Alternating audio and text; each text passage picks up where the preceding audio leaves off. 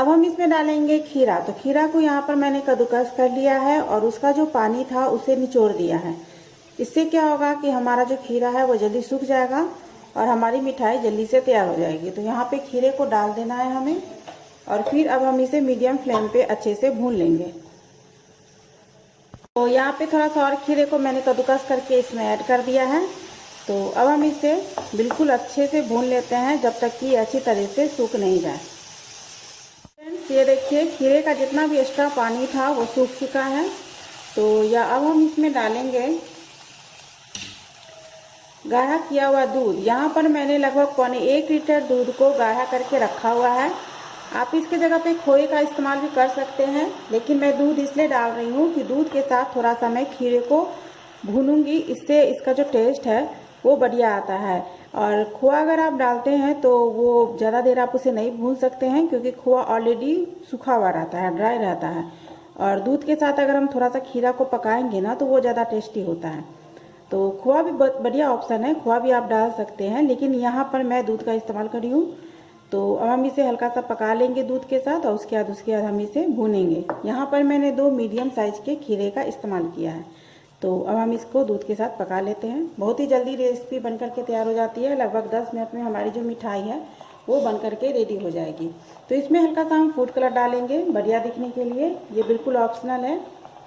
तो 1 पिंच के अप्रॉक्स हम इसमें फूड कलर डालेंगे। मैंने पहले भी बता दिया आपको कि ये बिल्कुल ऑप्शनल है, आप चाहिए तो डालें और ना चाहिए तो ना डालें। फूड कलर को मैंने अच्छे से खीरे के साथ मिक्स कर दिया है। दूध भी आप देख सकते हैं कि लगभग अब सूखने ही वाला है। तो अब हम इसमें ऐड कर देते हैं चीनी। तो अब हम लगभग 50 ग्राम के अप्रॉक्स इसमें चीनी डालेंगे। क्योंकि हमने कम ही खीरे का इस्तेमाल किया है, इसलिए यहाँ पे हम चीनी भी कम ही ऐड करेंगे। तो अब हम इसे अच्छे से भूनेंगे जब तक कि इसका सारा जो एक्स्ट्रा पानी है वो सूख नहीं जाता है। कि हमने जो दूध का इस्तेमाल किया था वो अच्छे से सूख चुका है। तो अब हम इसमें हल्का सा घी और ऐड करेंगे। ऊपर से घी डाल करके भूनने से जो हमारी मिठाई है उसका जो टेस्ट है वो बहुत ही ज़्यादा बढ़ जाएगा। तो यहाँ पे थोड़ा सा घी मैंने और डाल दिया है और अब थोड़ी देर हम इसे और भून लेते हैं। अब बिल्कुल हल्का सा हमें इसे भूनना है, ज़्यादा नहीं भूनना है, क्योंकि ये हमारा जो बर्फ़ी के लिए मिक्सचर है वो अब रेडी हो चुका है। और ये देखिए कितना ज़्यादा बढ़िया लग रहा है। इसकी जो बर्फ़ी होती है बहुत ही ज़्यादा टेस्टी लगती है खाने में। तो एक बार आप इस रेसिपी को बना करके ज़रूर ट्राई कीजिए। ये एक फलाहारी रेसिपी भी है। अगर आप फास्ट कोई रखते हैं तो उसमें भी इसे बना सकते हैं और 10 मिनट में ये बन करके रेडी हो जाती है। घर के सभी सामान इसमें जो मैंने इस्तेमाल किए हैं वो आसानी से आपको घर में मिल जाएंगे। तो ये देखिए अब जो हमारा मिक्सचर है वो रेडी हो चुका है। तो अब हम इसे एक प्लेट में सेट कर लेते हैं। तो यहाँ पर मैंने एक प्लेट ले लिया है। अब हमने जो मिठाई का मिक्सचर तैयार किया है इसको हम इसमें डाल देते हैं।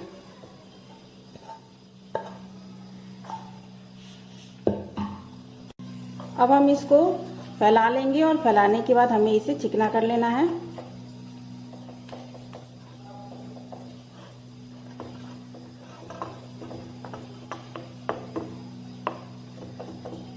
इसे प्लेट में डाल करके सेट कर दिया है। अब 1 घंटे के लिए मैं इसे फ्रीज में डाल देती हूँ ताकि ये ठंडा हो जाए। उसके बाद हम इसके पीस कट करेंगे।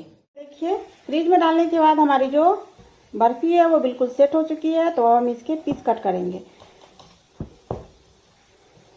तो आप किसी भी शेप में इसके पीस को कट कर सकते हैं।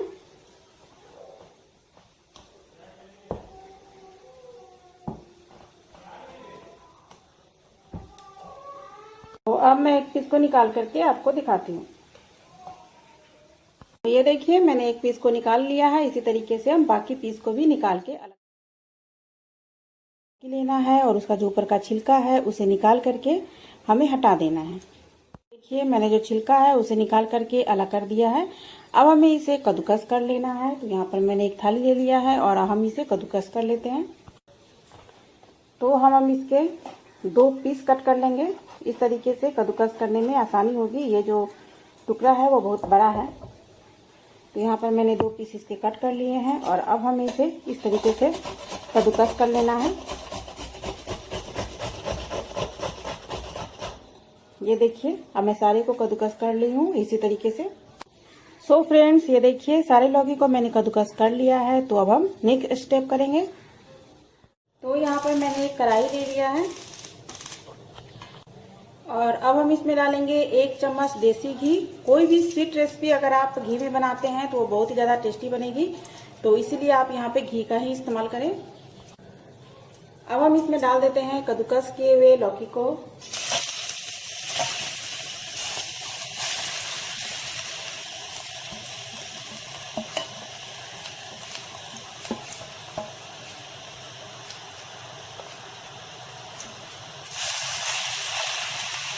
अब हमें इसे अच्छे से भूनना है। हमें इसे तब तक भूनना है जब तक कि जो इसमें मॉइस्चर होता है वो पूरी तरीके से अच्छे से सूख नहीं जाए। तो यहाँ पे हम मीडियम फ्लेम पे इसे बिल्कुल अच्छे से ब्राउन होने तक भूनेंगे। ये देखिए लौकी का जो मॉइस्चर है वो धीरे धीरे सूख रहा है, या फिर उसमें का जो एक्स्ट्रा मॉइस्चर है वो छोड़ रहा है और जो मॉइस्चर है वो बाकी का मॉइस्चर है वो सूख रहा है। तो हम इसे इसी तरीके से मीडियम फ्लेम पे भूनते रहेंगे ताकि ये जले नहीं और अच्छी तरीके से सूख जाए। तो फ्रेंड्स ये देखिए लौकी का जो मॉइस्चर था वो सारा अच्छे से सूख चुका है। तो अब हम इसमें डालेंगे लगभग 1 कटोरी दूध। तो यहाँ पर 1 कटोरी हम दूध डालेंगे और दूध डालने के बाद हम इसे अच्छे से दूध के साथ गला लेंगे।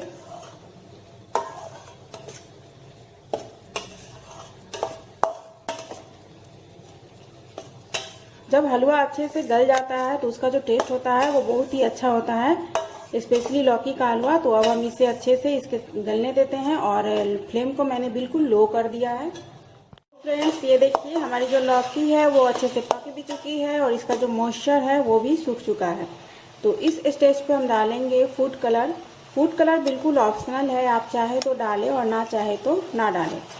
तो फूड कलर को हम अच्छे से मिक्स कर लेते हैं। अब हम इसमें डालेंगे हाफ बाउल चीनी। यहाँ पर लगभग मैं आधा कटोरी चीनी का इस्तेमाल कर रही हूँ।